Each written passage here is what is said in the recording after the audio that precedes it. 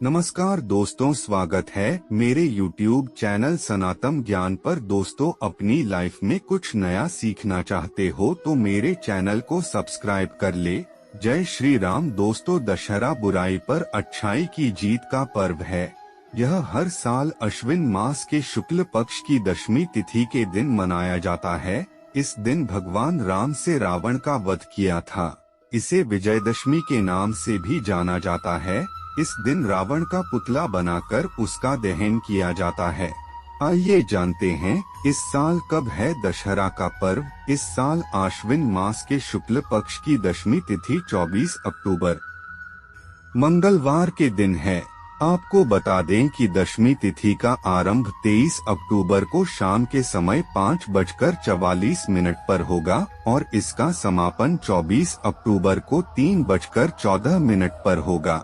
दशहरा का त्योहार 24 अक्टूबर को मनाया जाएगा। बता दें कि इस साल दशहरा पर दो बहुत ही शुभ योग बनने जा रहे हैं। एक रवि योग और दूसरी वृद्धि योग का संयोग है।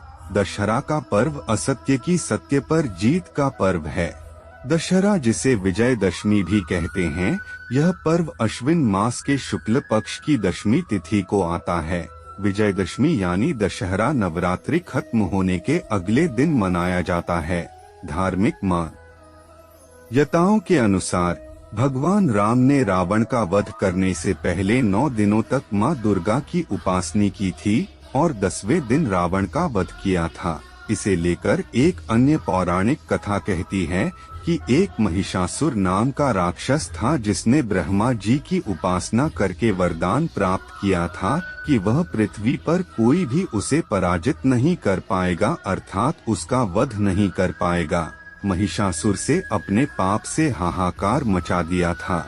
तब ब्रह्मा विष्णु महेश ने अपनी शक्ति से दुर्गा माँ का सर्जन किया था। माँ दुर्गा और महिषासुर के बीच में 9 दिनों तक मुकाबला चला और 10वें दिन माँ दुर्गा ने असुर का वध कर दिया। दशहरा के दिन गाय के गोबर से 10 गोले बनाकर उसमें ऊपर से जौ के बीज लगाएं। धूप और दीप जलाकर भगवान श्री राम की पूजा करें और इन गोलों को जला दें। ये 10 गोले रावण के समान अहंकारी, लोभी, क्रोधी का प्रतीक होते हैं। इन्हें जलाकर इन बुराइयों का अंत किया जाता है। यह भी कहा जाता है कि इसी दिन पांडवों को वनवास हुआ था और वे वनवास के लिए प्रस्थान कर गए थे। इसी दिन अज्ञातवास समाप्त होते ही पांडवों ने शक्ति पूजन कर शमी के वृक्ष में रखे अपने शस्त्र पुनः हाथों में लिए एवं विराट की गायें चुराने वाली कौरव सेना पर आक्रमण कर विजय प्राप्त की थी।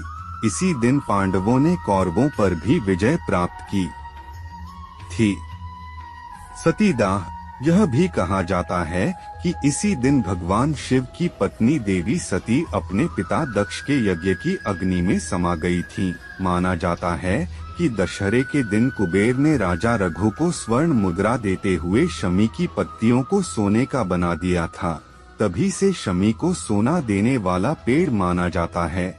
यह भी कहा जाता है कि एक ब्राह्मण ने एक राजा से दक्षिणा में 1 लाख स्वर्ण मुद्राएं मांग ली थी, तो चिंतित राजा ने 1 दिन की मोहलत मांगी।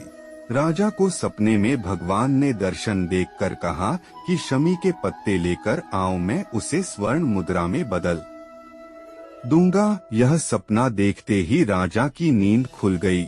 उसने उठकर शमी के पत्ते लाने के लिए अपने सेवकों को साथ लिया और सुबह तक शमी के पत्ते एकत्रित कर लिए। तभी चमत्कार हुआ और सभी शमी के पत्ते स्वर्ण में बदल गए।